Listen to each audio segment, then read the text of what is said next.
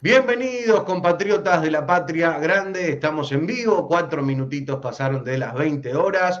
Acá seguimos firmes. Hoy ya parezco Kiko, más que de costumbre. Pero bueno, acá estamos firmes, que les había prometido que hoy nos íbamos a estar encontrando. Y acá estamos, como dijimos, estamos por supuesto con el corazón puesto en Ecuador, esperando las novedades del proceso de elecciones en el hermano pueblo ecuatoriano.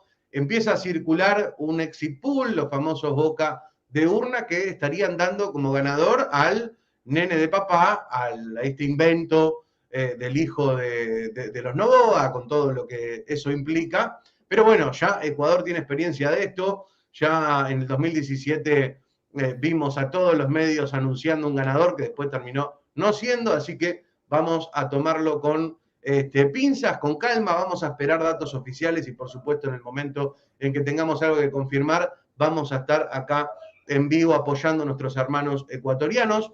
Pero estamos con Sebastián Salgado porque a mí me parecía muy importante en este contexto.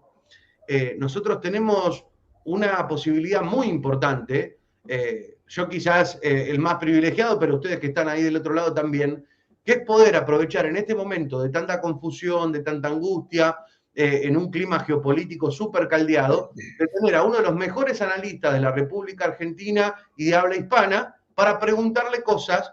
Yo sé que hay muchas dudas que tienen ustedes, en todos los videos que venimos haciendo ustedes dejan preguntas, y yo he recolectado algunas de ellas para hacerle a Sebastián, y tienen la oportunidad en este momento de ir dejando sus preguntas acá en el chat, que vamos a tratar de recoger algunas para preguntarle a Sebastián, a quien le damos la bienvenida y le agradecemos enormemente por la oportunidad.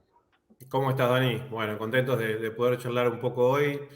Fue tal vez la semana más intensa de este año. Hemos dormido poco para tratar de seguir el ritmo de las investigaciones, por todo también la información que nos piden, que compartamos y demás. Así que bueno, aquí estemos, aunque es domingo, con ganas de charlar.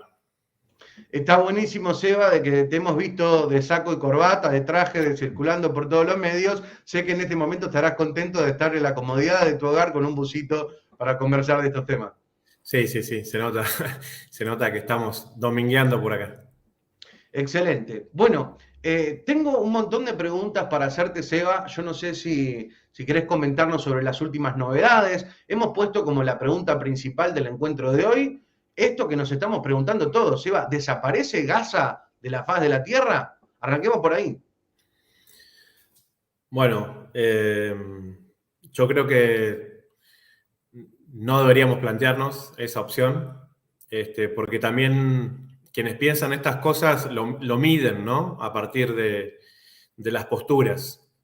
Hoy veía yo algunos analistas que están evaluando esto, que a partir de los movimientos de los dos portaaviones estadounidenses estarían encontrando una lógica a esa posibilidad. Sabemos que Israel tiene armamento atómico, ¿sí? Siempre muy preocupado porque otros países de la región no lo tengan, pero Israel, la realidad es que tiene más de 100 cabezas atómicas, tiene misiles con capacidad de tener cabezas nucleares, el Jericó es uno de ellos. Hoy el amigo Alfredo Jalife estuvo escribiendo sobre esto. Nosotros conocemos mucho el desarrollo del Jericó porque de alguna manera compitió con el misil que nos hicieron desarmar a los argentinos con el Cóndor. Así es que, bueno, cuando vemos la dimensión que está tomando el tema de Gaza, lógicamente podemos preguntarnos, ¿viste?, el porqué de muchas cosas y también el hecho de decir, bueno, en este siglo XXI, Estados Unidos aniquiló a 1 millón de iraquíes. ¿Por qué? Bueno, nos dijeron que en Oriente Medio había terroristas porque voltearon las Torres Gemelas. Bueno, pero las Torres Gemelas cayeron por una demolición, por eso cayeron en caída libre, ni siquiera fueron volteadas por 2 aviones. Bueno, pero el 95% de la humanidad cree que unos terroristas andaban en esos aviones y que esos aviones voltearon las torres y que eso le dio la posibilidad a Estados Unidos de hacer lo que quiera en Oriente Medio, porque encontraron esa fórmula de convertir al Islam en terrorista. y ellos trabajan mucho en todo eso. Entonces, Dani, para decir verdad, si lo hicieron en el 2003 en Irak con 1 millón de personas, no es una hipótesis que no podamos pensar. No es una hipótesis que no podamos pensar, y cuando vemos de qué manera los van encerrando, bueno, evidentemente eso no puede tener una continuidad en el tiempo. Occidente sigue justificando todas y cada una de las acciones del genocidio sistemático del régimen sionista para con los palestinos desde hace 75 años. Y bueno, las acciones que vimos el sábado pasado de resistencia armada del grupo Hamas, tal vez en algunas mentes pudieran llegar a justificar ese tipo de actos, o por lo menos la amenaza para que se abran las puertas desde Egipto, de la Franja de Gaza, y que la gente, ante esta opción que nosotros estamos analizando, huya hacia países árabes, que es en el fondo lo que ellos sueñan, ¿no? Que los palestinos se conviertan en ciudadanos de otros países árabes para poder seguir ocupando. Ayer estábamos mostrando imágenes de, por supuesto, algo que no es representativo de toda la gente que está en Israel, pero sí un sector muy importante que hace estas marchas en contra de los palestinos, cantando canciones discriminatorias, donde básicamente si había algo que unificaba todo ese discurso es los árabes que se vayan a vivir a Irak. A mí me da la sensación de que cuando vemos estas imágenes de los bombardeos constantes, si logran que terminen en condición de refugiados en otros países, la mayoría de los habitantes de Gaza, finalmente esto se va a lograr sabiendo que después no van a poder volver, como así no han podido volver todos los refugiados que en distintas camadas, en distintos momentos del conflicto, se han ido y nunca más pudieron recuperar su territorio. Sí, es parte de la estrategia, ¿no? Por eso veíamos esas marchas tan multitudinarias en Jordania, porque en definitiva son palestinos, ¿sí? Son parte de esos que ya no pudieron seguir viviendo en su territorio, pero que al mismo tiempo se quedaron muy cerquita, igual que los palestinos que están en el Líbano. Y bueno, ellos lo que buscan es eso, que las nuevas generaciones olviden, que se sientan identificados con sus nuevos territorios. Pero te digo, Dani, yo este año tuve la posibilidad de estar en lo que se dice un campamento de refugiados en Beirut. Este año, en el mes de julio estuve.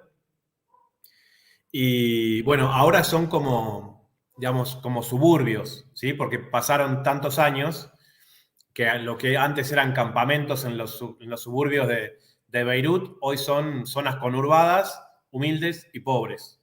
Muy parecido a lo que en Argentina se le dice una villa. Y la gente es palestina. O sea, siguen hablando con acento palestino, aunque no hayan conocido la Palestina porque está ocupada por Israel hoy. La gente se siente identificada con su cultura. De hecho, hay como cierta, vamos a decir, incluso tensión política entre el libanés promedio y los palestinos, porque el palestino sigue siendo palestino, ¿sí? Y vive en ese barrio y sale y trabaja en el resto de Beirut como cualquier otra persona. Pero su corazón, su mente, su pensamiento, su identidad son palestinos. Así que esa estrategia que Israel intenta para con ese pueblo, yo siento que no les va a funcionar, por lo menos de la manera que ellos lo están pensando. Bueno, Seba, voy a empezar entonces a tirarte todas estas preguntas que hemos recolectado de los hermanos que están del otro lado, y vuelvo a reiterar la invitación. Si alguno tiene alguna pregunta que quiere que le hagamos a Sebastián, por favor vayan dejándola entonces ahí en el chat. Voy a arrancar con la primera, Seba. Vi que estuvo circulando una información de que Netanyahu habría estado exhibiendo un mapa previo a este conflicto donde ya Gaza y Cisjordania no aparecen, como diciendo, bueno, está solucionado el problema. ¿Qué es eso? Sí, él anticipa cosas para crear imaginarios. Él usó esa estrategia del mapita en las Naciones Unidas también con el proceso nuclear iraní, donde él iba mostrando los porcentajes en los cuales Irán iba llegando a la bomba atómica, cuando Israel tiene bombas atómicas, pero Irán tiene un desarrollo importante de su energía nuclear con fines pacíficos, y por eso aceptó el famoso acuerdo del G5+1. Lo que intenta, en este caso, yo entiendo, Netanyahu, es hablar de una manera que convenza a la gente que tiene tantas dudas sobre este tipo de cosas de que no se preocupen por algo que ya no existe, ¿sí? Como ellos controlan todos los medios de comunicación y saben al mismo tiempo de que hay, por lo menos a nivel popular, un respaldo muy grande por el pueblo palestino, que la gente que ve eso sienta de que es una causa perdida y que no vale la pena, que ya lo sacaron del mapa, de que no existen. Y bueno, esa es una estrategia desde lo visual que ellos intentan desde hace mucho tiempo y que hay que decirlo, Dani, es acompañada por Google Maps, por ejemplo. ¿Sí? Si vos entrás a través de Google Maps, vas a ver que por un lado te muestran Gaza y por otro lado te muestran Cisjordania, pero la palabra Palestina, hasta donde entiendo y yo he buscado en las últimas semanas, la fueron desapareciendo. Y de hecho, en todos los relatos periodísticos que ellos arman, siempre tratan de hablar en esos términos, gazatíes, cisjordanos, y dentro de sus posibilidades de no mencionar ya la palabra palestino para que poco a poco, por lo menos desde la visión que ellos tienen, vaya quedando rezagada. Entonces, bueno, es una estrategia comunicacional, vamos a decirlo, que tal vez para alguna gente le ha dado efecto. Bien, seguimos entonces. Algo que estuvo circulando en las últimas horas, que vi desde fuentes que podemos decir medios que están muy vinculados con el sionismo, con la Embajada de Israel, y medios también con una impronta de denunciar los ataques y las vejaciones al pueblo palestino, sobre cómo de alguna manera jamás consiguió las armas. Se habló de bitcoins y se habló de armamento estadounidense que venía de Afganistán.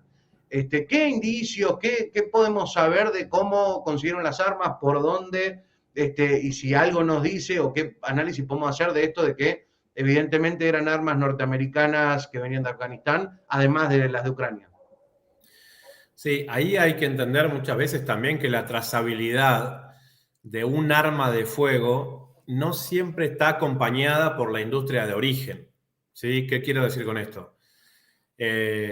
Podemos tal vez encontrar que las armas están hechas en un determinado país, pero no necesariamente significa que ese país se las haya vendido, por lo menos directamente, a Hamas. ¿Sí? Esto que se llama los Bueno, yo señores de la descartaría que guerra. Estados Unidos le vendiera directamente armas a Hamas, ¿no?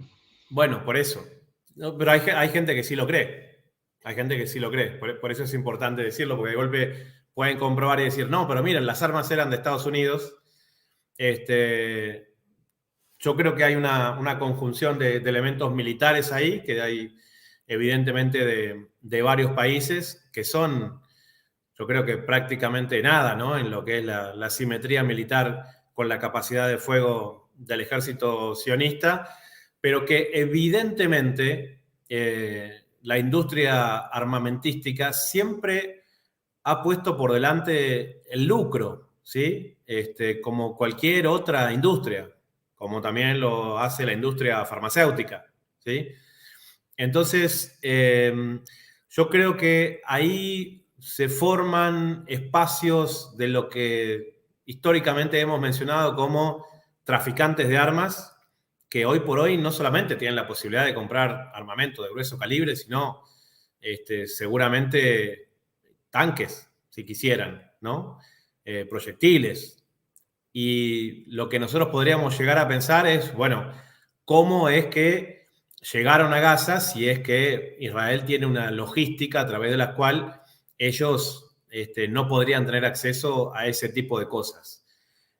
Hoy por hoy, Dani, yo no tengo una respuesta sobre todo eso, pero sí entender y ser claros que Hamas no está solo. Hamas tiene aliados regionales que seguramente pueden haber ayudado a que ellos por lo menos tengan un armamento que podemos considerar de defensa mínima, pero que ha hecho un tremendo daño al régimen sionista y que por consiguiente hoy yo no creo que pudiéramos hablar de un solo origen, ¿sí? Del armamento que vimos de Hamas, porque en definitiva muchas de esas cosas, no sé, como los parapentes, como los gomones que vimos que usábamos, también son cosas que ellos convierten en armamento, pero que en sí vender un parapente no es vender un avión caza.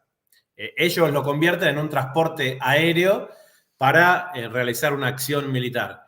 Y ahí juega mucho el ingenio. Evidentemente, cuando te faltan cosas, la capacidad creativa que han tenido para realizar este tipo de estrategias superó todas las expectativas, porque claro, los que tienen todo piensan a partir de ese tipo de esquemas, ¿no? Ahora, cuando vos no tenés nada y te toca seguramente planificar una acción como estas, el factor sorpresa ha sido muy importante.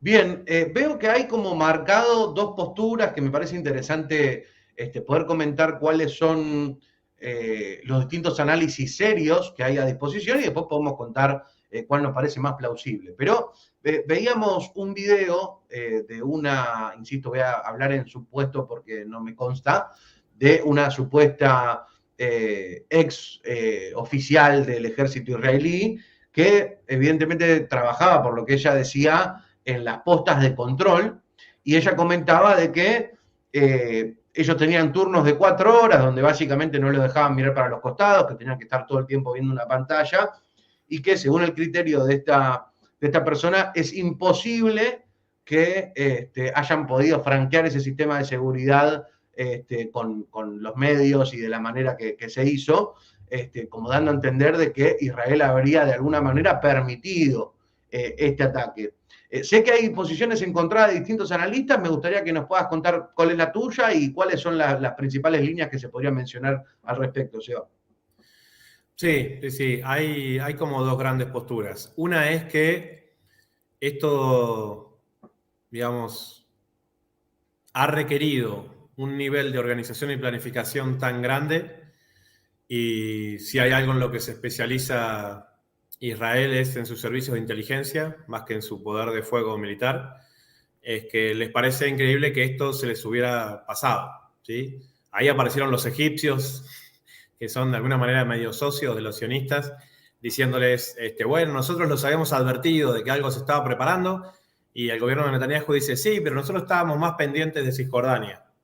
Bueno, hay una corriente, vamos a decir, de investigación que dice, esto que estamos viendo acá es parte de algo que tiene que haber sido planificado desde los propios servicios de inteligencia israelíes para después tener otro tipo de excusas. ¿Qué tipo de excusas? Lo que vos me decías al principio, o sea, si ellos realmente en su plan de aniquilamiento están dispuestos a matar a los 2 millones de personas que hay en la Franja de Gaza, o sea, generar como el exterminio final, el genocidio final, al cual, digamos, Occidente observa y aplaude, necesitan una mínima excusa. Y esta, ¿sí?, acción podría servir, ¿sí? Ahora te digo, Dani, yo no soy de los analistas que me suman a esa teoría, porque quienes hemos tenido la posibilidad de conocer de alguna manera la situación de la resistencia en este momento, a nivel regional, te estoy hablando, realmente nos sorprendió, y un poco yo te lo había comentado a mediados de año, y la situación es tan difícil desde hace tanto tiempo, desde hace tantas décadas, hay tanto rencor acumulado, de que este tipo de acciones son totalmente lógicas, lo que no sabemos cuándo se iban a dar en el tiempo, por lo tanto eran impredecibles, por decirlo de alguna manera. Y en ese sentido, yo creo que sí, la valentía de los combatientes de Hamas ha superado todas las expectativas de lo que es un soldado promedio del ente israelí, que aunque tuvieran superioridad armamentística, se vieron derrotados en los enfrentamientos que tuvieron, por eso una cantidad tan grande de soldados israelíes abatidos, que están más acostumbrados a dispararle a la población civil palestina, porque no habían tenido enfrentamientos de este tipo hasta ahora. Así es que están esas dos teorías, de que, bueno, sí, fue una acción de Hamas y Israel se vio vulnerado. Yo me encuentro dentro de ese grupo, y hay otro grupo que dice, no, esto es todo obra de los servicios israelíes para tener una excusa para otra cosa. Seguramente puede haber un espectro más amplio, ¿no? de opiniones. Claro, porque incluso en esa vertientes. hay quienes dicen Hamas es financiado por Israel, el atentado fue toda una planificación israelí, y otros sostienen que no, pero sí que de alguna manera le dijeron, che, miren que por acá se pueden meter. Hay matices incluso en esa versión. Sí, siempre, digamos, puede haber matices en todas las interpretaciones. Lo que sí, digamos, uno tiene que tener una postura en cuanto a cuál fue la postura israelí en este sentido, ¿sí? Que la acción de Hamas existió es indudable porque fue reivindicada. Pero ¿hasta qué punto fueron vulnerados los servicios israelíes en la sorpresa, en lo que es la defensa estratégica que ellos tendrían preparado en ese momento? Bueno, ahí ya hace falta ir poniendo sobre la mesa todos y cada uno de estos elementos para hacer el mejor análisis posible. Bien, ya ahora en un ratito nos vamos a meter un poco más en profundidad con el tema de Hamas, que hay bastante para decir. Pero me gustaría preguntarte, a mí me ha sorprendido, pero sobremanera, la postura del presidente de Colombia, de Gustavo Petro, realmente no lo esperaba. En un contexto como este, probablemente era uno de los mandatarios del que menos esperaba que tomara una postura tan firme, al punto tal de que hoy ya habló de que si quieren romper relaciones diplomáticas, rompemos, no tengo ningún problema. ¿Te ha sorprendido la postura de Petro?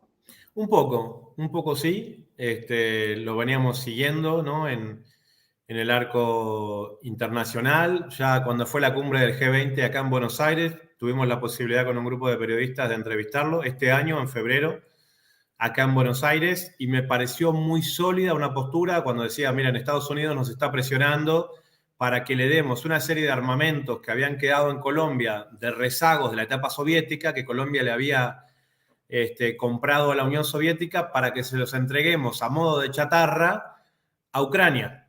¿Sí? Esto lo contaba Petro ante las preguntas que le hacíamos, ¿no?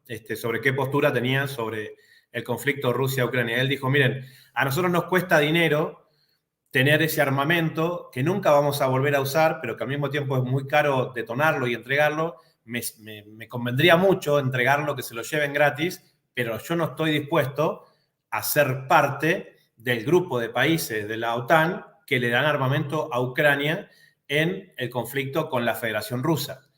Me pareció muy interesante. Entonces, a partir de eso, te diría, Dani, que empezamos a prestar un poco más de atención a los conceptos geopolíticos de Petro, y en este sentido me parece que se acomoda, ¿no?, a una cierta lógica en donde Colombia está dispuesto a tomar decisiones soberanas y asumir los costos. Porque tal vez hay mucha gente que no lo sabe, Dani, pero no todos los países latinoamericanos tienen relaciones diplomáticas con Israel. No todos los países diplomáticos, los países latinoamericanos, perdón, tienen embajadas en Israel. Cuba tiene las relaciones cortadas. Venezuela, Nicaragua, Bolivia desde Evo, yo no sé ahora si Arce volvió a retomar. Israel es el único país que siempre vota con Estados Unidos a favor del bloqueo a Cuba. Bueno, entonces, esto es algo que hay que tener en cuenta, porque tal vez nosotros nos creemos de que Israel tiene buenas relaciones con todos y cada uno de los países, pero fíjate qué interesante, cada vez que hay un gobierno soberano que no se deja llevar por delante por la política, vamos a decir, de los Estados Unidos para nuestra región, son los mismos países que no tienen relaciones con Israel, ¿sí? Entonces, si Petro está dispuesto a sumarse a ese grupo de países, bueno, me parece algo muy interesante que de alguna manera se venía manejando desde hace algún tiempo. Hoy nuestra amiga María Fernanda Barreto decía que como Colombo venezolana se le hinchaba el corazón de orgullo de que los dos mandatarios de sus dos patrias hayan tenido posturas tan firmes en un momento como este.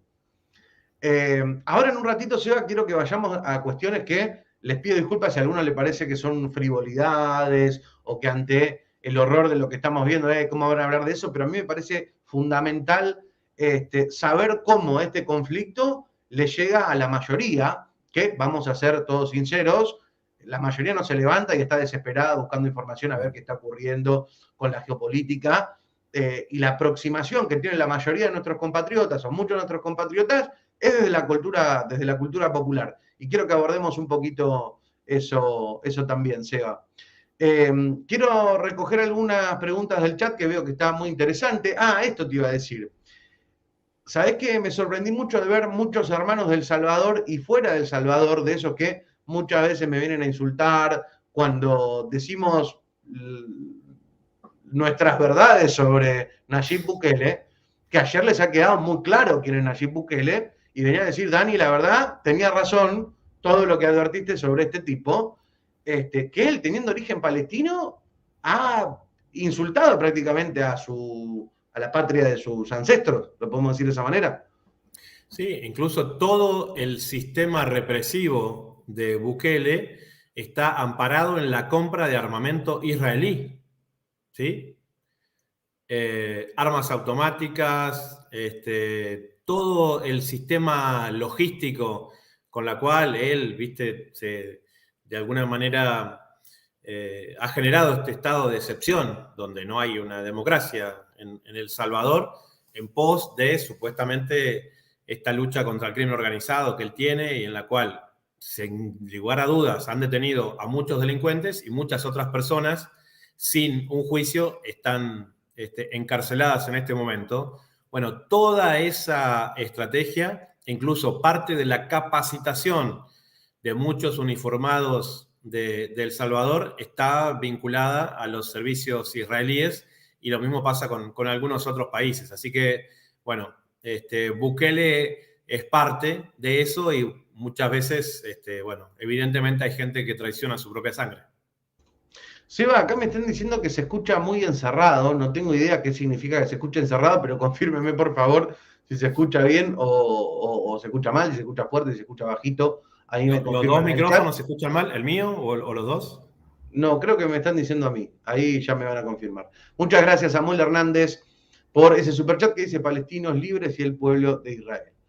Seba, quiero meterme un poquito, antes de que vayamos en profundidad a hablar un poco de Hamas, analizar aproximaciones que estoy viendo. Hoy estuve peinando bastante las redes sociales para ver cómo, sobre todo, los adolescentes y los jóvenes se aproximan a este conflicto, que siempre es de las maneras más alocadas, cosas que hasta pueden parecer graciosas, pero que también esconden un sentido político muy importante. Por un lado, la Feria del Libro de Frankfurt, que suspendió una ceremonia de premiación para una escritora palestina, Adania Sibili.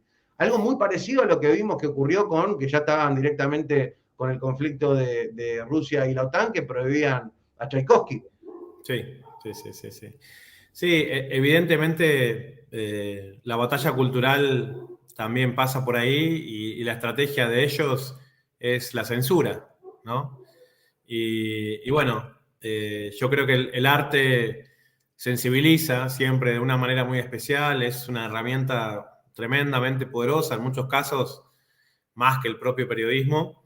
Y bueno, así como nos censuran a nosotros, en el ámbito de la comunicación, buscan censurar el arte, sea o no revolucionario, sino simplemente por el origen que tiene, porque ahí se evidencia, ¿no? De que todo ese imaginario de que los palestinos están vinculados a grupos terroristas y toda esta puesta en escena que Occidente viene haciendo para intentar justificar, ¿no?, sus crímenes contra el pueblo palestino, bueno, no tiene asidero cuando te encontrás con un poeta palestino, cuando te encontrás con un cantante palestino, cuando te encontrás con la gente normal que lo único que quiere es lo único que quiere cualquier otra persona del mundo, ¿no? Vivir en libertad, vivir rodeado de sus seres queridos, en un espacio donde se pueda caminar, votar en un espacio democrático. Bueno, nada de eso pueden hacer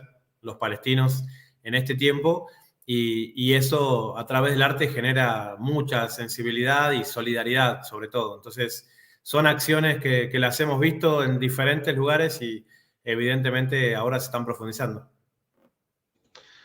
Acá Matías Baloc dice, la prioridad de Israel no son sus ciudadanos secuestrados, sino no lanzaría un ataque indiscriminado. Y por esto te quería preguntar, porque también hay dos posturas, una que dice, mirá cómo bombardean Gaza, sabiendo que ahí podrían estar rehenes, no les importa nada, eso muestra que no tienen ningún interés en los secuestrados, y otros que dicen, los secuestrados lamentablemente ya están secuestrados y es muy difícil que los rescatemos, vamos a tirar la ofensiva con todo para evitar que se vuelva a repetir un ataque de estos.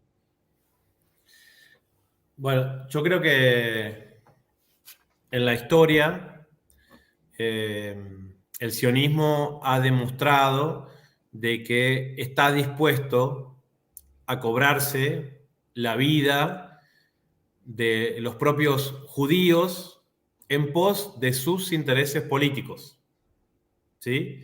Y digo esto porque en esta concepción de que dicen, bueno, fueron secuestrados muchos civiles inocentes. Vamos a tomarlo. Yo lo voy a tomar como analista, ¿sí? Ahí de golpe había jóvenes que ni siquiera tenían una postura política, que nacieron ahí, como nosotros nos tocó nacer acá. De golpe hay unos jóvenes que nacieron allá y de golpe se encontraron en un espacio donde aparece alguien y los secuestra.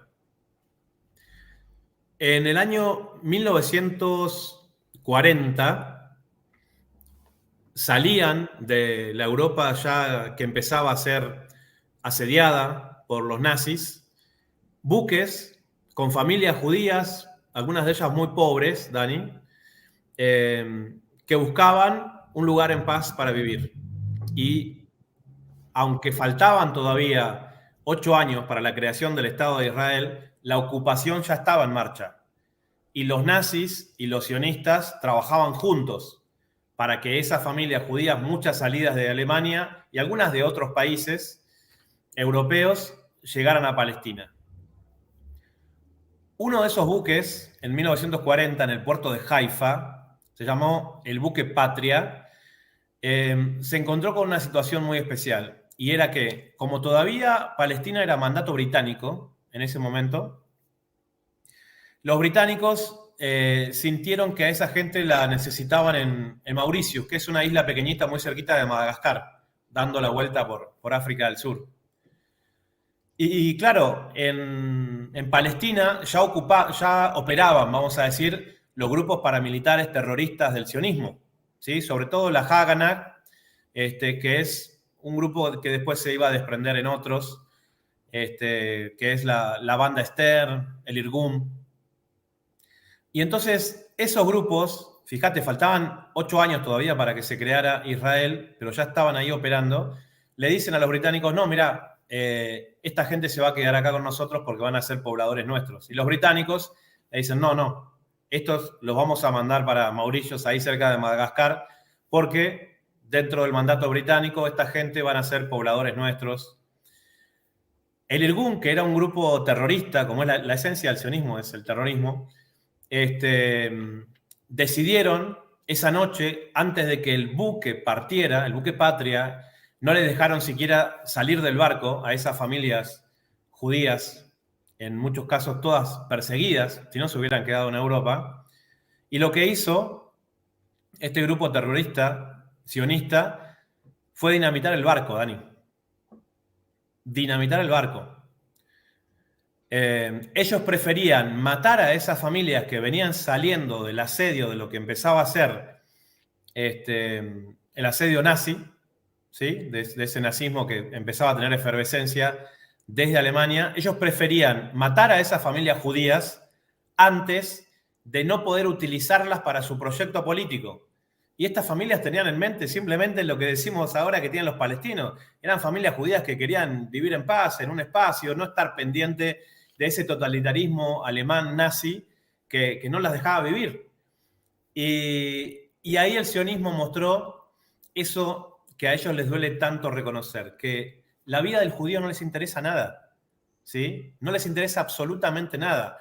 Son gente que utiliza la religión judía para llevar adelante un proyecto colonialista. Y eso es lo que estamos viendo hoy.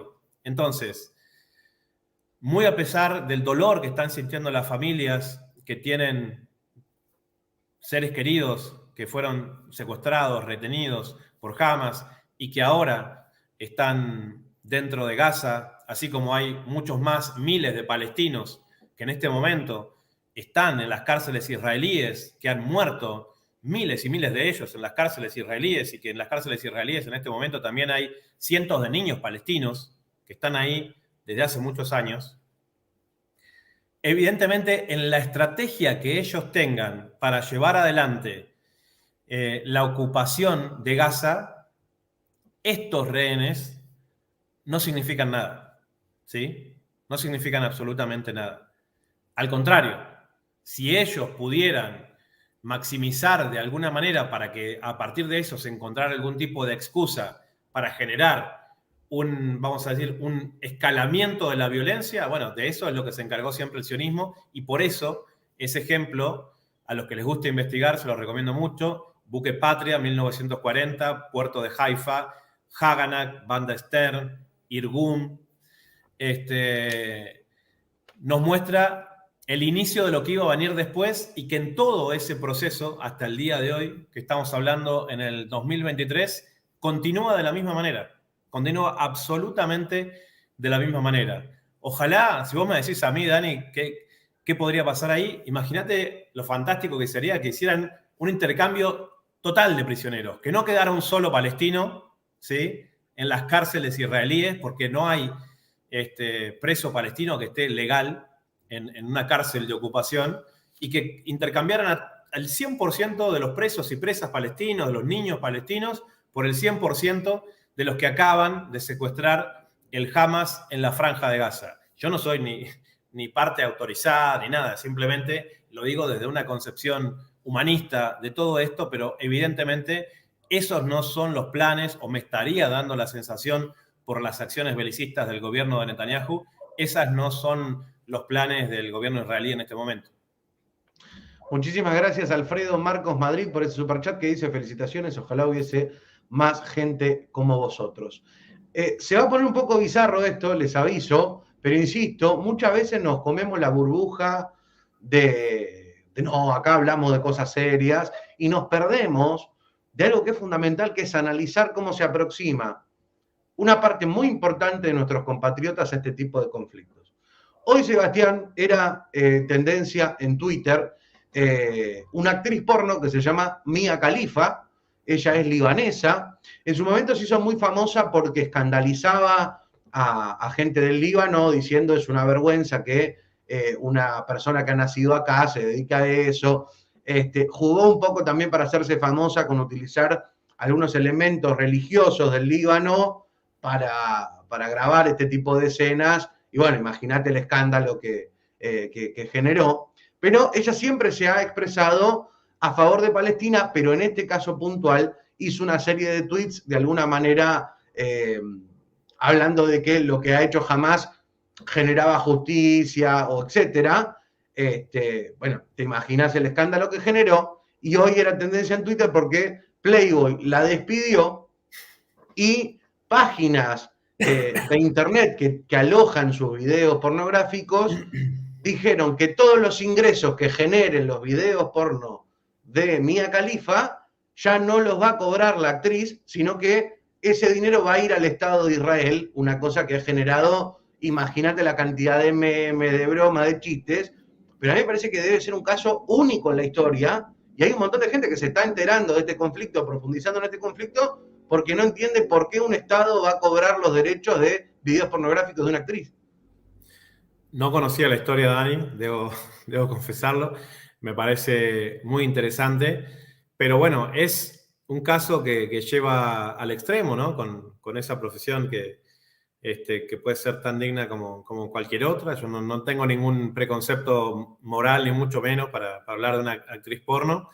Pero evidentemente tal vez ella pensó en su buena fe que, digamos, la concepción sionista del espectáculo no iba a llegar al cine porno, porque eso que le pasó a ella, vos la sabés mejor que nadie, le pasa a los grupos de música, le pasa a los actores, le pasa también a los periodistas, de que cualquier persona que tenga cierta notoriedad pública y que se exprese abiertamente sobre este tipo de cosas, sabe que el medio en el que generalmente se trabaja con la exposición mediática está vinculado a intereses sionistas y ellos lo planificaron de esa manera y tienen todas las herramientas para castigar, ¿no?, a la gente que no se cuadre dentro de esos márgenes.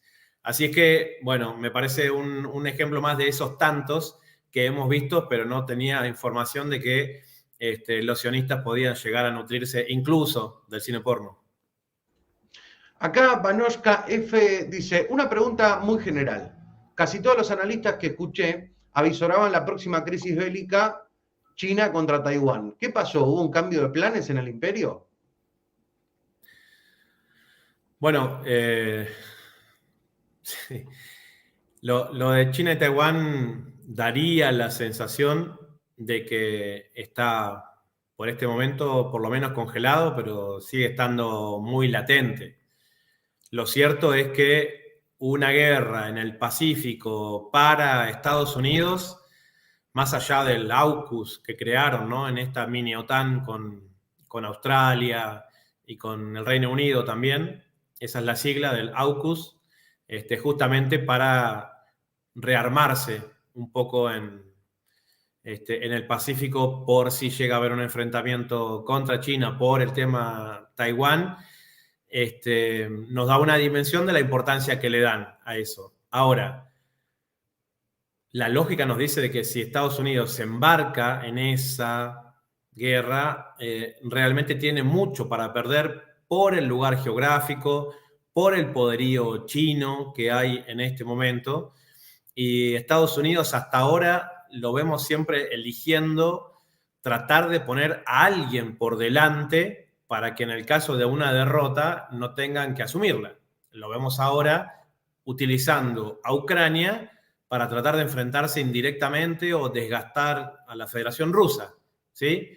Pero si, vamos a decir, cae Zelensky la semana que viene, no va a ser tan fácil eso identificarlo con la caída del ejército estadounidense en un enfrentamiento con la Federación Rusa. En cambio, Estados Unidos no puede poner por delante ni a Australia ni al propio Taiwán, mucho menos, para enfrentarse al poder de la República Popular China. Por eso, lógicamente, los canales de diálogo todavía existen. Hay que decir que Estados Unidos reconoció de que hay una sola China, ¿sí?, que eso es lo que de alguna manera China estaba reclamando, es decir, que no hay dos Chinas, porque lo que nosotros conocemos como Taiwán en realidad se llama República China. La única diferencia es que una es la República Popular, ¿sí?, la del Partido Comunista, y la de Taiwán, que es la antigua isla de Formosa, no tiene esa connotación y lógicamente es un gobierno pro-occidental en muchos sentidos. Así es que, bueno, evidentemente Estados Unidos se le van abriendo cada vez mayor cantidad de frentes y en eso, lógicamente, las alianzas internacionales también se van haciendo más fuertes, ¿no? Vemos a los países de los BRICS no solamente articulando económicamente, sino también por primera vez haciendo ejercicios militares conjuntos. O sea, yo creo que era algo no tan pensado. Hace 10 años pensar que China, Rusia e Irán podían hacer ejercicios militares conjuntos, que Sudáfrica, ¿sí?, que siempre fue históricamente parte de lo que se conoce del Commonwealth, ¿no?, de los grupos de países británicos, se uniera a hacer ejercicios militares conjuntos con China. Entonces, evidentemente hay una reconfiguración regional y en esa escala, evidentemente, Estados Unidos puede hacerle mucho daño a lo que es la famosa ruta de la seda, ¿sí?, China, sin necesidad de enfrentarla directamente. Seba, vamos con la última pregunta de nuestros amigos que están ahí del otro lado y quiero que nos metamos ya en la parte más interesante a mi juicio. Preguntan qué pasa con Turquía, qué pasa con Irán y qué pasa con el Líbano. ¿Se meten o no se meten? Bueno, vamos de a uno. Turquía, si se llega a meter, yo no sé para quién juega. Turquía es indescifrable. Turquía es parte de la OTAN.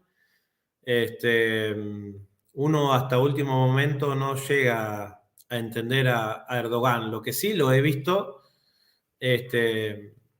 muy distante de algunos pueblos árabes, como es la invasión del norte de la República Árabe Siria. ¿Sí? Si vos me preguntaras quién es el gran enemigo de Siria en este momento, y bueno, yo creo que es Turquía, porque está ocupando toda una franja bajo la excusa de la persecución del YPG, que es un grupo kurdo, a los cuales Turquía los acusa de ser terroristas separatistas, y bajo esa excusa están invadiendo todo el norte de Siria desde hace como 4 o 5 años. Entonces, si bien Turquía siempre se ha demostrado, digamos, a favor de la causa palestina y demás, tiene grandes vínculos con Israel, grandes vínculos con Israel. Así es que si entrara a Turquía, yo realmente no estoy del todo seguro con quién estaría. Lógicamente es un país islámico, musulmán, ¿sí? Igual que Hamas, no igual que Mahmoud Abbas y la Autoridad Nacional Palestina, que son laicos. Es un país musulmán igual que Hamas. La República Islámica de Irán siempre se ha manifestado a favor de la causa palestina, nunca hasta el día de hoy ha reconocido al ente sionista, es uno de los pocos países que se ha mantenido firme, ¿sí? Desde Irán, una vez al año, el Ayatollah Khomeini estableció la celebración y el reconocimiento por el Día de Al-Quds, que es la manera en que se le dice en árabe a Jerusalén, y es un día muy, muy importante en Irán. Al día de hoy, si un deportista iraní le toca enfrentarse en una competencia internacional a un deportista israelí, no compite. No compite porque sería una manera de reconocer la existencia, ¿sí?, del ente sionista israelí. Y entonces, imagínense lo que es la desazón, ¿no? Para un deportista de alto rendimiento que llega a una determinada distancia, le toca enfrentarse a un israelí y no compiten porque lo hacen para demostrar la solidaridad para con el pueblo palestino. Porque no nos olvidemos de que Israel sistemáticamente ha prácticamente aniquilado a las representaciones deportistas palestinas, empezando por su selección de fútbol, que han matado a Me lo varios. comentaba esto su propio director técnico, Seba. Así es, sí, sí, Nicolás Hadwa, que es aparte un gran analista y amigo, ha sido director técnico de la selección palestina de fútbol. Durante su proceso, Israel mató a 7 jugadores y bueno, cada vez que tenían un partido de fútbol, siempre los demoraban a propósito en el aeropuerto Ben Gurión para que no llegaran a tiempo y demás. Entonces, Israel le ha hecho padecer tanto, ¿sí?, a los deportistas, que Irán, y lo digo a través de una forma simple, ¿no?, a través de la cultura que representa el deporte, ni siquiera en eso han reconocido la existencia de Israel. Saben, por supuesto, de que hay una ocupación, ¿sí?, por supuesto. Por eso siempre siguen siendo solidarios con el pueblo palestino. Pero me parece que es el país que se ha mantenido, digamos, con una línea más coherente, ¿sí?, en lo que es la lucha del pueblo palestino desde un principio. Y el Líbano, yo creo que es difícil hablar del Líbano como país y como gobierno porque, digamos, tenemos diferentes estamentos. El Líbano, como ustedes saben, es un país muy pequeño, pero que al mismo tiempo tiene una proporcionalidad religiosa y cultural que se ve representada en su parlamento, ¿no? Entonces, el presidente del Líbano, que todavía está acéfalo hace casi 2 años, tiene que ser un cristiano maronita. Y los cristianos maronitas, yo te diría, Dani, siempre han estado bastante cerca de Israel. Nos guste, no nos guste. Por lo menos la facción de derecha de los cristianos libaneses han estado cerca de Israel, y la prueba más cerca de eso es la famosa masacre de Sabra y Chatila. ¿Sí? Sabra y Chatila, yo les contaba antes de que habíamos estado en en un campamento de refugiados. Bueno, son estos, son los barrios de Beirut en donde se asentaron los refugiados palestinos que van saliendo, digamos, esas generaciones que no pudieron aguantar más en algún momento. Y bueno, en la década del 80, hace poco se cumplieron 40 años, Israel, junto con lo que se conoce como la Falange Cristiana Libanesa, generaron una gran masacre, ¿sí? Imagínate un barrio de refugiados, un campamento que no tiene la más mínima seguridad de nada, apenas pueden procurar su propia comida, entraron a sangre y fuego, matando a familias, a todo el mundo, bajo la excusa de que ahí se estaba conformando un frente de resistencia que había hecho una determinada acción política. Y esa es la derecha cristiana libanesa. Sin embargo, hay otro Líbano, ¿sí? Que es el Líbano de la resistencia islámica, que es el Líbano de Hezbollah, que es el Líbano que se liberó después de los 18 años de ocupación israelí, porque hay muchos que se olvidan, pero digamos, todo lo que es el sur del Líbano hasta prácticamente Beirut estuvo ocupada por Israel durante 18 años. Y el ejército del Líbano regular no tuvo la capacidad militar de defenderse.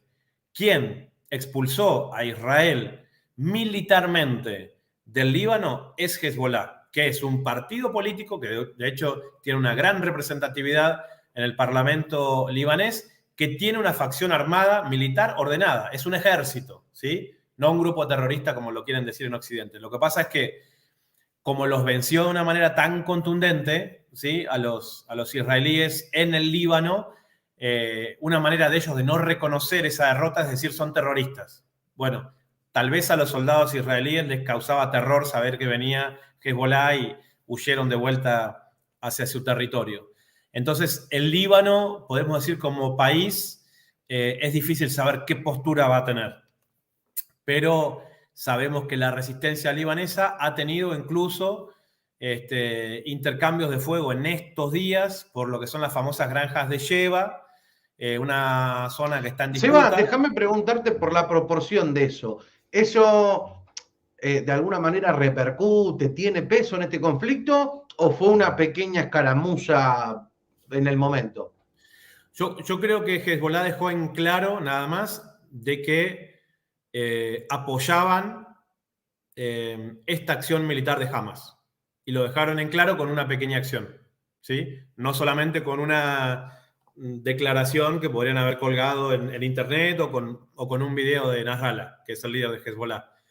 Bueno, pero a ver, perdón.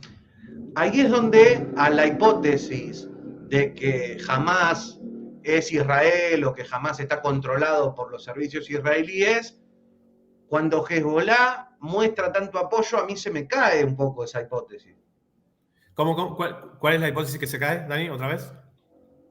Que aquellos que sostienen que Hamas es un invento de Israel o que está cooptado, infiltrado, o que todo lo que hace Hamas es con el beneplácito de Israel, que Hezbollah apoye esta acción, a mí hace que se me caiga esa hipótesis, a eso iba. Sí, por eso, no, a mí también, con eso, con la postura de Irán, son los elementos que a mí me ayudan a decir, no, me parece que esto va por acá, o sea, si Irán tuviera la más mínima sospecha de que algo de lo que pasó fue hecho, llevado adelante por los propios servicios israelíes, no se iban a demostrar y manifestar de la manera abierta y contundente de que lo hicieron, no solamente el presidente, sino también el líder religioso, el Ayatollah Khamenei. Así es que, bueno, esos son los elementos que a nosotros nos han ayudado a tomar esa postura, ¿no? Entonces, bueno, el Líbano tiene eso, ¿no?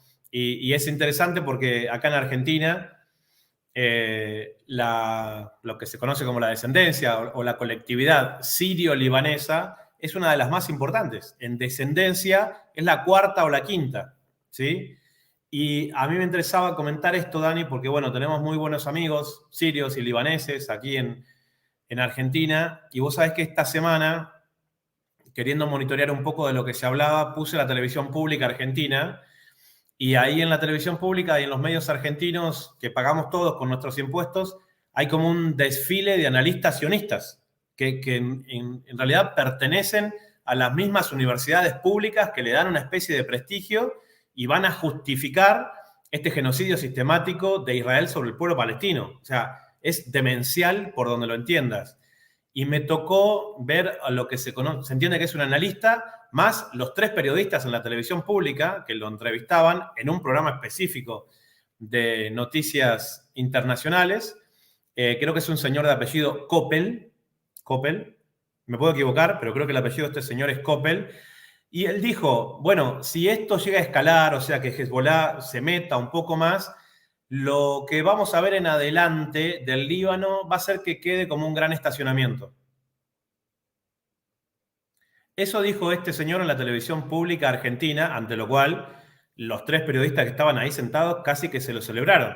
Que quede un estacionamiento, digo, para que nos quedemos en claro, es que quede nada, que quede tierra arrasada. Y para eso vos tal vez tenés que tirar un armamento que aniquile todo lo que hay ahí, tal vez por el temor que tienen a enfrentarse. ¿Sí? Entonces, ante Ahora, la duda, es interesante porque si el planteo hubiera sido la inversa, estaría en la portada de todos los periódicos, esta persona estaría presa o repudiada, no podría salir de la casa. por eso, en cuanto a esta persona que mencionó y estamos hablando de esto, me vino a la mente el comentario de esta persona en la televisión pública argentina. Bueno, imagínate el nivel de los analistas de la televisión pública argentina, este señor que invitan, hay que pensar quién se los impone, que lo dejen hablar de esa manera, que representen supuestamente a universidades e instituciones y que vayan a decir esto, ¿no? Dice, si Hezbollah ataca, el Líbano va a quedar hecho un estacionamiento. Muchas gracias, Carlos Alberto Álvarez. Gente, estamos llegando al final de este encuentro. Como les decíamos, a ver, muchos no saben, pero en Argentina hoy es el Día de la Madre, así que le mando un abrazo de todo corazón a la mía. Seba, sé que también te tenés que ir, pero no quiero que nos vayamos sin antes hacer esta especie de análisis. Estoy escuchando, a ver, lo único que he hecho durante toda esta semana, además de sufrir un poco por un malestar que nos aqueja, fue estar recibiendo información y tratar de escuchar a todo el mundo, de escuchar a esas personas que están más cerca del pensamiento de uno, a aquellas personas que están más lejos del pensamiento de uno. Rescato algunos testimonios, algunas posturas que ha tenido gente que respeto y admiro, y yo entiendo que para mucha gente pueda ser doloroso el lugar que en este momento estamos ocupando a nivel comunicacional. Esto es muy sencillo. Si alguno piensa que nosotros reivindicamos o nos ponemos contentos o nos parece que es algo maravilloso el sufrimiento de las personas, está totalmente equivocado. Obviamente que repudiamos cualquier baja civil, cualquier acto de extremismo. Hemos visto algunos videos que a uno realmente lo indignan, y eso está más que claro. Ahora, algunos nos preguntaban por qué hacemos hincapié en algunas cosas y otras que no. Y nuestro protocolo es muy sencillo, como lo hacemos siempre. A ver, por ejemplo, y vamos a poner un ejemplo que no tiene nada que ver.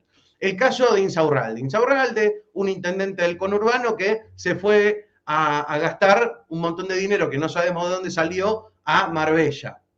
Y está toda la televisión sacándole jugo a la noticia de un intendente del peronismo que es un inmoral que se fue de jugar a Marbella. Vamos a hacer acá un especial hablando de Insaurralde, que están hablando todos los medios de las 24 horas del día. Claramente que no, pero sí vamos a aprovechar a mostrar cómo todo el equipo de Javier Milei recibe coimas y promete adelantar todas las medidas de política económica a algunos empresarios porque ponen 5 millones de dólares, y eso no lo van a ver en ningún lado. Ese es el lugar que ocupamos nosotros, que puede ser incómodo, que a muchos les puede molestar, y lo lamentamos, pero esa es la responsabilidad que nos toca, de que acá vean lo que nadie les muestra. En el día de ayer hicimos un encuentro mostrándoles efectivamente todo lo que no les está mostrando en ningún lado. ¿Sirve que yo les muestre el mismo videíto que prende la televisión y lo van a ver en bucle 24 horas? De las acciones del Hamas que se utilizan para después justificar el bombardeo, y te muestran, y esto en serio, no me tienen que creer a mí, prendan la televisión y van a ver cómo caen los edificios y cómo caen las bombas, y hay un periodista narrándote eso, poniéndote al lado el video de las acciones del Hamas para que vos digas, qué bueno, cómo están derrumbando Gaza, qué bueno cómo caen los edificios, qué bueno ese bombardeo. Y les recuerdo que esos edificios están llenos y llenos y llenos de hombres, mujeres y niños. Entonces, si a alguien le hace falta que aclaremos, que repudiamos el asesinato de civiles, que repudiamos si alguien tiene la retorcida idea de jugar con un cuerpo humano, por supuesto que sí.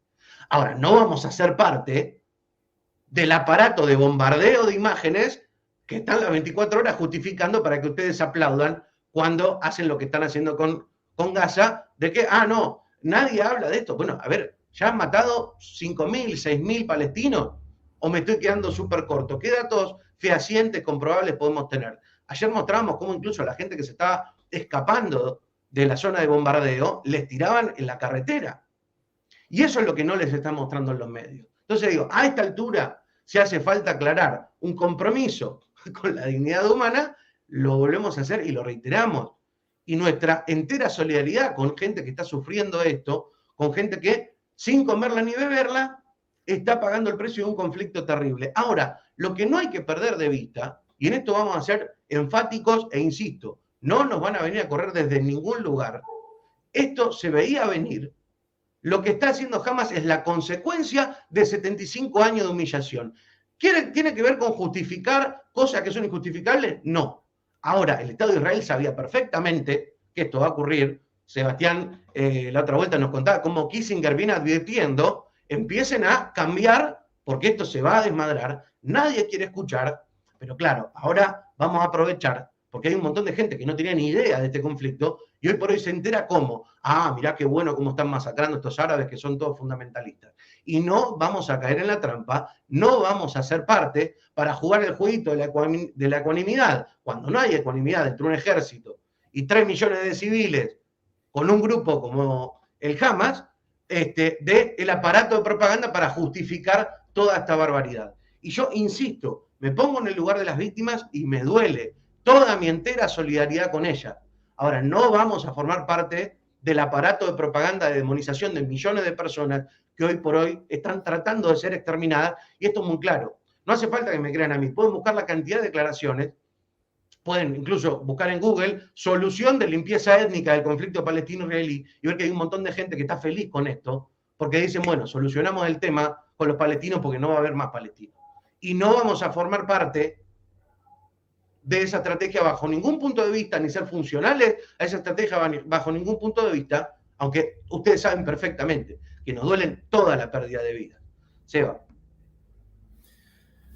Sí, evidentemente, uno de los puntos más delicados que se trató en esta semana, Dani, sobre esos temas, es lo que se empezó a decir sobre, por ejemplo,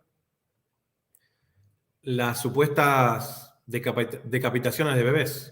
No sé si viste algo de eso. Me parece que es un tema... Ayer estuvimos hablando de eso, que eso también, Seba, perdón que te interrumpa, pero sabemos que eso también ha generado malestar. Lo que hicimos fue mostrar a Biden diciendo, vi fotos de bebés decapitados por los terroristas. Perdón, estoy mintiendo. No dice que vio fotos de los bebés. Vio fotos del terrorista cortándole la cabeza a los bebés, Biden.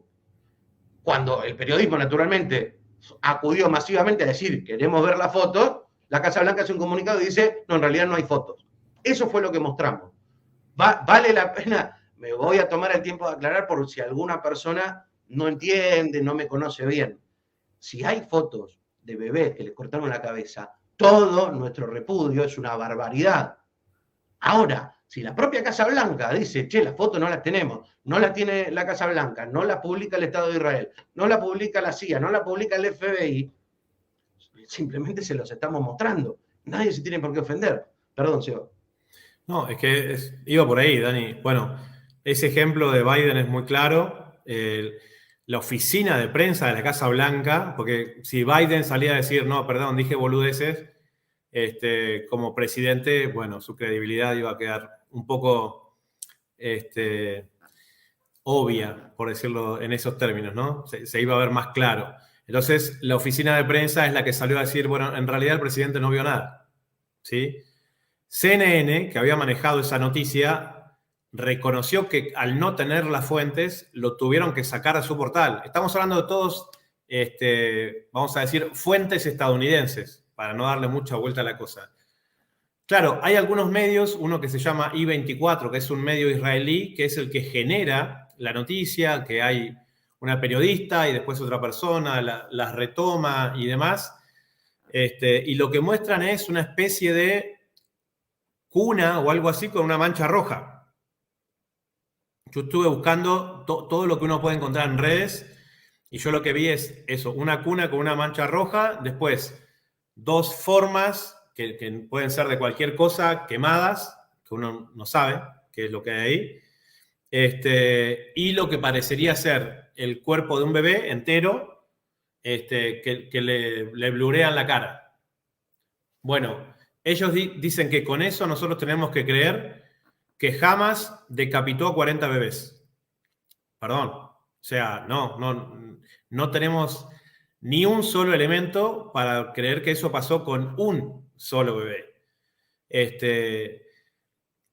A través de mi trabajo periodístico, Dani, este tipo de cosas las he ido viendo sistemáticamente, ¿sí? Este tipo de poderes fácticos que trabajan de manera conjunta, vamos a decirlo en términos geográficos, Washington, Londres y Tel Aviv, tienen muy aceitado este tipo de operaciones. Lo he visto en Siria con el famoso ataque de armas químicas de Ghouta en Damasco. Estuve ahí. Lo que hacían ellos era mostrar a unos niños que entraban a lo que sería una unidad sanitaria de los cascos blancos, que en realidad son parte de los servicios de inteligencia británicos, disfrazados de ayuda de protección civil. Y ellos, cuando hacían sonar una sirena y los nenes entraban, les tiraban lo que supuestamente era agua, pero esa agua tenía los químicos. Y entonces los nenes decían, sonó la sirena, me dijeron que entra allá, me duele todo, no puedo hablar, la vista. Bueno, pero los nenes después explicaron, cuando pasaban las semanas o los meses, dicen, no, nosotros estábamos lo más bien jugando a la pelota, sonó eso, y lo que nos tiraron ahí es lo que nos afectó. Y lo que quería decir, vamos a decir, el servicio de inteligencia británico y los medios occidentales era que Bashar al-Assad había tirado armas químicas sobre el barrio de Ghouta, que era como una especie de bastión de los grupos armados antigobiernos que estaban en las afueras de Damasco, en las afueras de Damasco. Eso fue falso. Lo vi, Dani, y fíjate cómo utilizan el tema de los niños. Lo vi el año pasado en Mariupol, con la puesta en escena otra vez de los servicios de inteligencia británicos con una supuesta chica embarazada que salía de los edificios humeantes de lo que serían los bombardeos de Putin. Y bueno, era una influencer que justo se supone que era ella la que el fotógrafo encontró caminando por ahí. No, o sea, la ponen a actuar porque ella tiene muchos seguidores en redes sociales, realmente estaba embarazada la chica, le ofrecen un dinero por hacer esa actuación y la chica después cuando toma una dimensión de cómo utilizaron toda esa puesta en escena dentro de Rusia, ella lo contó y yo lo puse como parte de mi documental. Fui a ese hospital, hablé con los vecinos, me explicaron exactamente lo que había pasado, cómo articuló la BBC, que es, si hay un medio en el mundo que está acostumbrado a fabricar mentiras, es la BBC. Yo no vi salir otra cosa de un británico que no sean mentiras en mi vida. Y sobre todo si es a través de sus medios públicos. Entonces, fíjate otra vez cómo utilizan el tema de los niños. Y después también, con supuestos cuerpos tirados en las calles, acordate el tema de Bucha, ¿sí? Donde era una ciudad donde la Federación Rusa había entrado, después deciden dejar esa ciudad y cuando los ucranianos vienen, dicen que encuentran un montón de cuerpos como si el gobierno de la Federación Rusa hubiera matado a civiles, que es en realidad a donde se están metiendo para defender a los civiles de lo que el régimen de Kiev les viene haciendo desde el año 2014. Pero claro, es poca la gente en el mundo que tiene el tiempo que tenemos nosotros de ponernos a investigar las cosas todos los días y entonces este tipo de acciones generan un daño tremendo. Lo que yo sí te puedo asegurar es que no hay un solo elemento. El hecho de que se vayan despegando de esa noticia es algo extremadamente contundente. Y lo otro, que me ha tocado percibirlo en estos mismos días, Dani, entiendo que puede haber gente con una sensibilidad especial que se lo crea sin mala intención. Quiero creer eso, porque he visto gente digamos, compartiendo este tipo de información sin haberla checado, o que dicen, vi una foto o algo por el estilo, cuando en realidad ni siquiera, si vieras una foto de esas características, vos podés conocer la historia, porque, digamos, la manera que tiene Israel de ocultar ese genocidio sistemático que están llevando adelante desde hace 75 años, los vuelve profesionales en esa materia, de ser los constructores de las grandes mentiras mediáticas para poder seguir perpetrando esa acción genocida. Entonces, la verdad es que en este momento no tenemos un solo elemento para pensar que eso puede haber sido verdad. Conocemos gente vinculada a la resistencia palestina, la verdad, con unos valores morales, humanos y éticos admirables. Todo este tipo de cosas se alejan mucho de las prácticas que ellos tienen.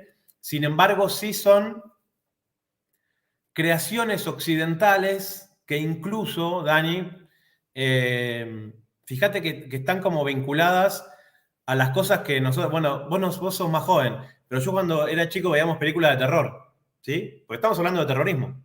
¿Y de qué manera esas películas nos generaban terror? Bueno, cortar cabeza era la cosa que a nosotros más nos generaba terror, sea, viste, con un monstruo que aparecía o no sé qué, pero el tema de cortar la cabeza es una creación occidental.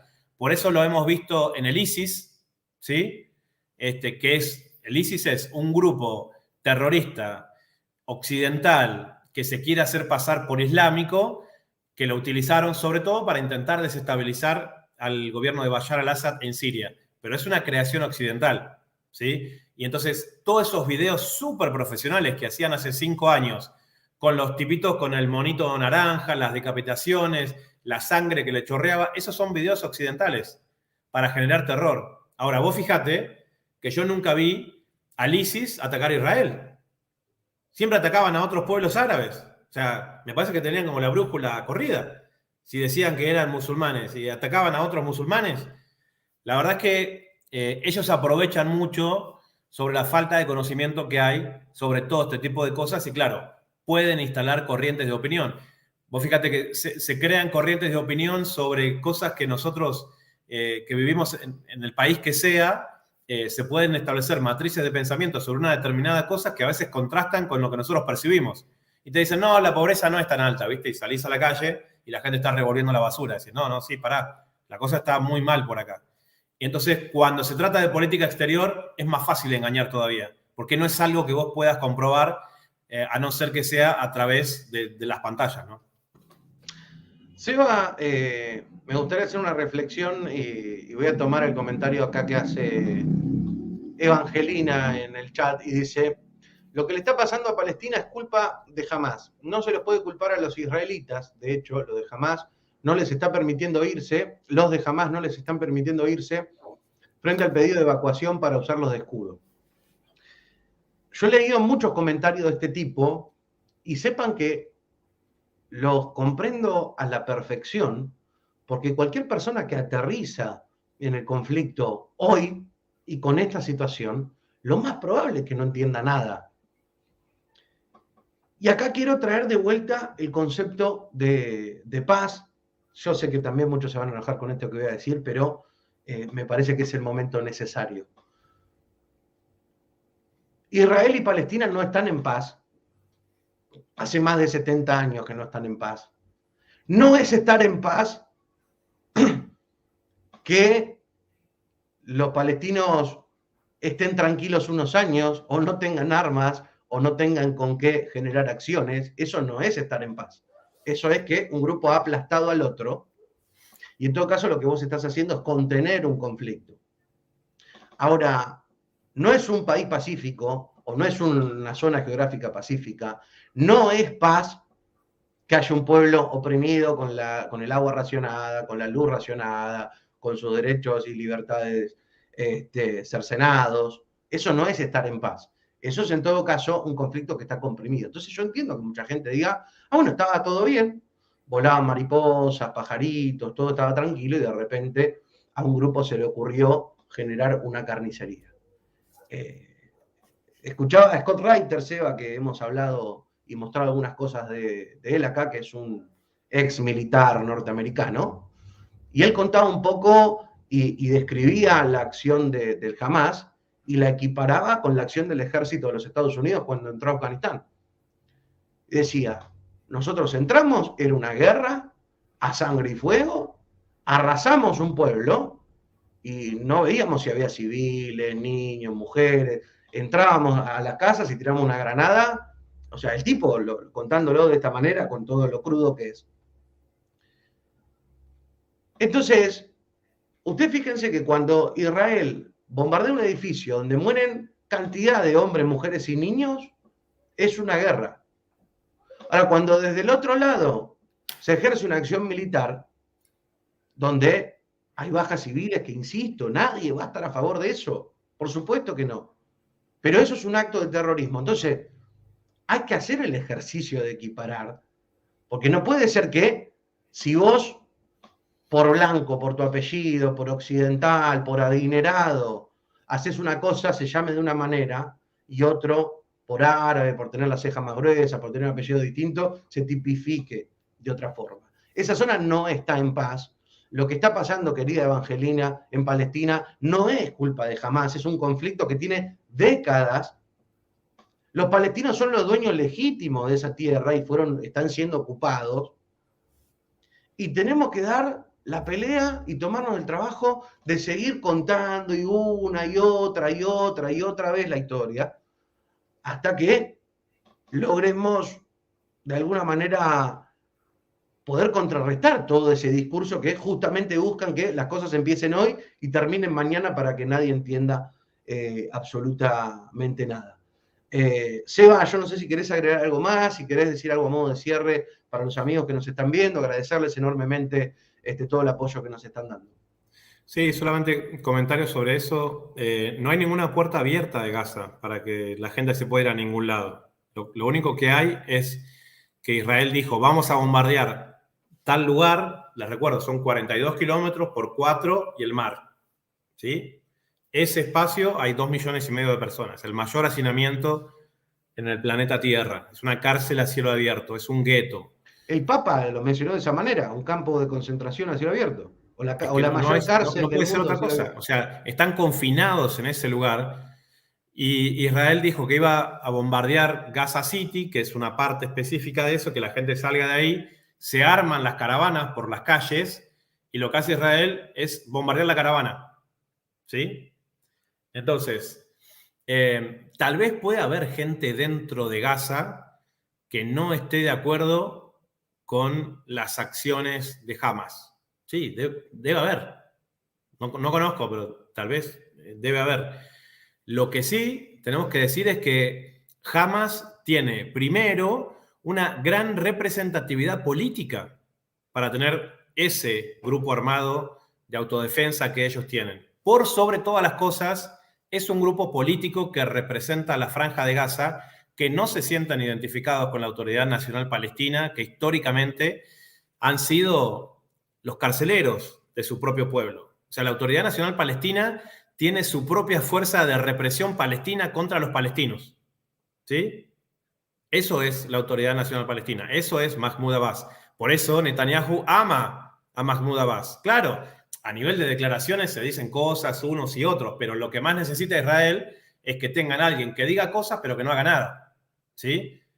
En cambio, se encuentran en la Franja de Gaza con un grupo de resistencia que no es laico, que es islámico, porque la resistencia es islámica o no es en esa parte del mundo. La resistencia es islámica o no es resistencia en esa parte del mundo. Y ahora, tal vez hubo en algún momento donde los marxistas en la etapa de la Unión Soviética acompañaban, sí, he conocido, pero hoy por hoy la resistencia, de lo que yo veo, es islámica. Y la gente, yo creo que ha, dentro de Gaza, acompañado, uno puede ver en las calles lo que es la acción militar que Hamas ha tenido, asumiendo de alguna manera las consecuencias que pueden venir después, porque la vida en sí mismo de ese gueto que es Gaza no es culpa de Hamas. Esos jóvenes soldados que hoy son Hamas son los niños que hace 10 años tiraban piedras. ¿sí? Y que crecieron, ¿sí? Bajo ese asedio y bajo esa ocupación. Así es que como en cualquier lugar, seguramente no tendrán el 100% de representatividad, pero no tengo la menor duda de que Hamas tiene mayor representatividad política en Franja de Gaza que la Autoridad Nacional Palestina en Cisjordania. De eso no tengo absolutamente ninguna duda. Así es que, Dani, bueno, agradecerte muchísimo por el espacio. Ahí estamos muy pendientes de los comentarios que vengan después.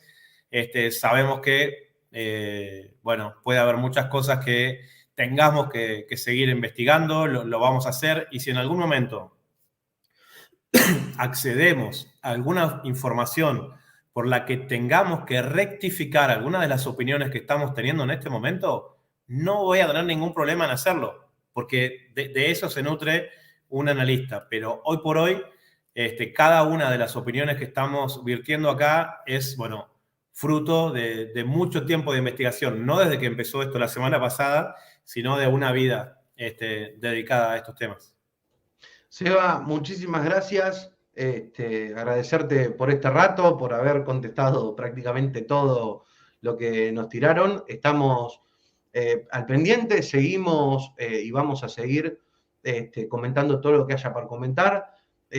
Realmente son terribles las imágenes que van llegando y esto, lejos de parar, sigue escalando. Ya directamente no solamente son los bombardeos, sino que en las últimas horas, evidentemente, van a ingresar por tierra las fuerzas israelíes. Yo por lo menos no sé hasta dónde va a llegar esto, pero bueno, tenemos que estar atentos, todos tenemos la obligación de no permitir que esto pase en absoluto silencio, y no dejar que el legítimo temor y el legítimo dolor de mucha gente que está sufriendo nos impida ver lo que va a ocurrir, porque es fundamental, y además porque ya los hemos escuchado. Hay un videito ahí circulando de Netanyahu hace como 20 años comentando, le vamos a dar una y otra y otra y otra vez, y que nos quedamos tranquilos de que Estados Unidos se va a encargar de que todo el mundo esté de nuestro lado. Bueno, no lo decimos nosotros, lo dice el propio Netanyahu. Seba, muchísimas gracias y bueno, con el corazón, como les decía, en Ecuador, en cuanto tengamos novedades oficiales de Ecuador, vamos a estar acá comentándolo. Gracias a todos por haber estado. Estaremos comunicando pronto. Bueno, agradecerle a los amigos y amigas que ven tu canal. Me llegan muchos mensajes de la gente que ve este espacio, así que bueno, súper agradecidos y nos estaremos encontrando pronto. Gracias por estar del otro lado. Chao.